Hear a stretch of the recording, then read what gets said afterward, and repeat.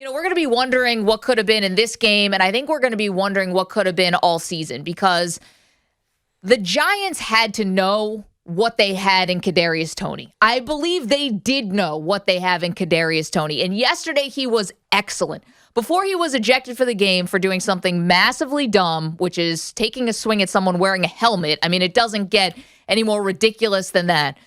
But he was special. He is special. He has the qualities that you look for in a playmaker. I don't even know, he has a position. He's a wide receiver, but he's just a playmaker. He's one of those guys where even if everyone is at an elite level, he stands out above the rest, right? He is somebody who can be a game changer for the Giants. And now with the injuries mounting, we have no idea how long Daniel Jones or Saquon Barkley are going to be out. I wonder what could have been, because it didn't have to feel like the season is over. Maybe. If they had been using Kadarius Toney in a way like they did yesterday, maybe some of those close losses, Moose, are actually wins. He did not get targeted in that game in Washington. The Falcons game, he had 3 targets and 2 receptions. They lose that game by a field goal. Maybe the season wouldn't feel so dire if Kadarius Toney had been a bigger part of this offense to begin with. And Moose, I don't even think he's seeing as much action yesterday, if not for the injuries to Sterling Shepard and Darius Slayton. Yeah, you might be right. I mean, but, they would have won the Washington game if Lawrence doesn't go offside, right? So that would have been a win. Maybe right? they could have been a decisive win rather than a hold-your-breath win. I get it. The defense is still a massive issue, and we'll get to that here in a little bit. And then you get to the game planning, and maybe they could have been a lot more aggressive against the Atlanta Falcons if they felt like Kadarius Toney was, prepared, set, ready to go, against the Atlanta Falcons because, you know what he is? He's Tyreek Hill. I mean, that is what Kadarius Toney is on the field. I mean, he's got that kind of speed. He's got the ability to make guys miss, make guys look absolutely foolish. That one route he ran yesterday against Diggs where Diggs is running the complete opposite direction, left side of the field, was remarkable. The ability to make guys miss in short space, small spaces, is utterly ridiculous. He's that kind of playmaker. He's really, really special with the ball in his hands. Yeah, and I think it's twofold. You say, well, why didn't the Giants use him?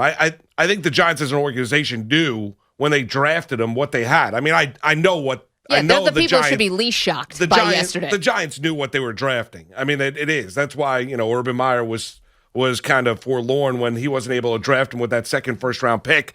When they decided to go with the Clemson running back, but the Giants knew what they had. I think it falls on Toney the responsibility to get the playing time on the field. Now, if Toney, because I don't think it's a case of the Giants didn't want to play him. I think it was a matter of Toney doing what he needed to do in order to see that playing time on the field, because I think you got to earn it in the National Football League. And early on, I don't think Toney earned it. Now he has. Well, based on injury, they've got no other choice. Yeah, and it turns out they unearthed the one of the best playmakers that they had maybe in years. And, I think that what's interesting about that is I know Toney had COVID in the offseason. I know that he missed the preseason games with a hamstring injury. But we are the ones who are not able to see every day in practice that this guy has something special, right? And you are talking about now 3 games into the season. I go back to that Atlanta game. First, Washington, he wasn't targeted. That led to the Instagram post that was kind of cryptic about how lame everything is. And, he's had a conversation with Joe He's Judge. on the plane. Yeah, on the sideline, and then he didn't get back into the game for the rest of the game. So, yes, behind the scenes, I'm not privy to everything that goes on between Kadarius Toney and the coaching staff. I'm just saying you've got your thing here. You've got something that sets you apart, and that somebody who, listen, he couldn't single-handedly, obviously, win a game yesterday because the Giants were overmatched.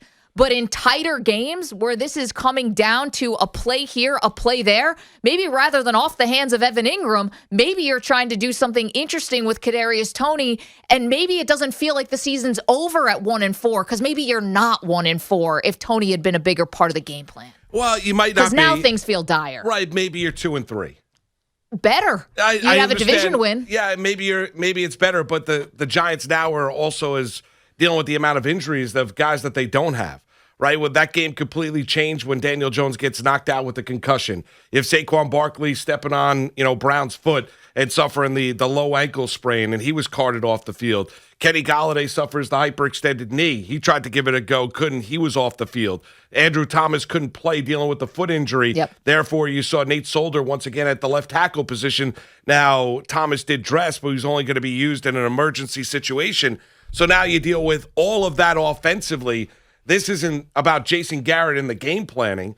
This is now about her of who exactly it's a medical unit that's heading out onto the field of who you do not have. And you can't replace all of that talent and expect to be consistent offensively, good in the red zone, and be able to keep pace with the Dallas Cowboys as we saw yesterday. Oh, definitely not. Yesterday was a walk. You were just waiting for where the Cowboys are going to finally put it away, and they didn't do that until basically midway through the third quarter. But, I'm talking about the Giants losing games earlier this season because of scheme, I think in a lot of ways, because of scheme, because they weren't aggressive, all these things on offense, because the defense has just not come around, all of that, right?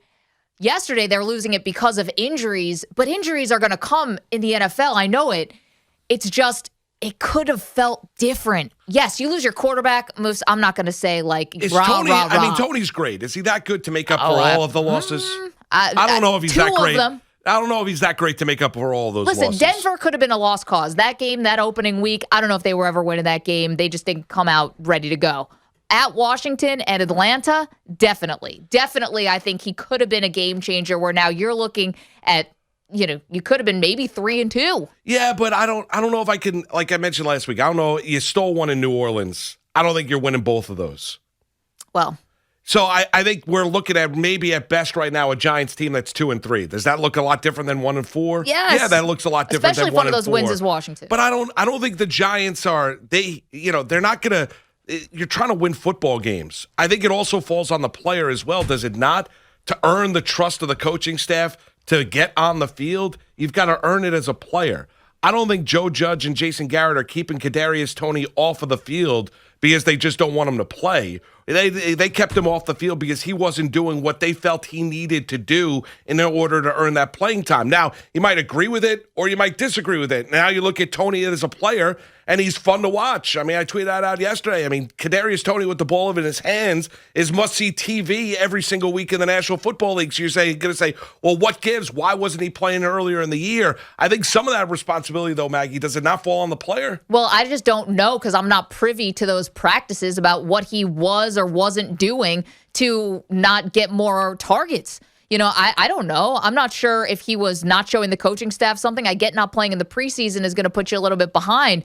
But they're the ones who see this every day. And I fully believe that if Slayton and Shepard were healthy, that Kadarius Toney is not getting 13 targets yesterday. He's not getting that amount of burn. And oh, by the way, look what you found. The key to the season. If they had just had maybe, an instinct for it, believed in him, whatever it was earlier on, maybe this doesn't look so bleak. Yeah, I don't know if he could overcome everything that's the issue with this team now. I mean, put the injuries on the offensive side of the football aside. Is Kadarius Toney going to overcome what the defense is? The regression in Bradbury? They are an awful tackling team. I don't get it. They are just an awful, awful tackling team. And that falls on Judge. That falls on Patrick Graham. I heard Carl Banks take him behind the woodshed last night during the course of the broadcast in the second half. I mean, we've seen it here now, Maggie, for 5 weeks. You could have a bad game. You could have a bad quarter. You could have a bad half. The Giants defense, they had an uptick against the New Orleans Saints because of the way the New Orleans Saints play. Mm-hmm. They're a slow-playing team. They don't push the ball down the field. They want to run it. They're ultra-conservative. So you want to say, okay, well, we came out of the game and said, well, you know what? The Giant defense played a lot better. Well, they played a lot better based on the opponent they went up against. Look at the Giant defense yesterday. And look how they completely and utterly get exposed. The blown coverages in the secondary, playing off with Adoree Jackson. Bradbury. I mean, where is James Bradbury from 2020? Where is that guy? Where is his coverage skills this year? He's getting burnt left and right. Julian Love at the safety spot, not providing the help over the top on the one touchdown pass where he's caught in the middle a little bit too much. And then the inability to go out there and tackle.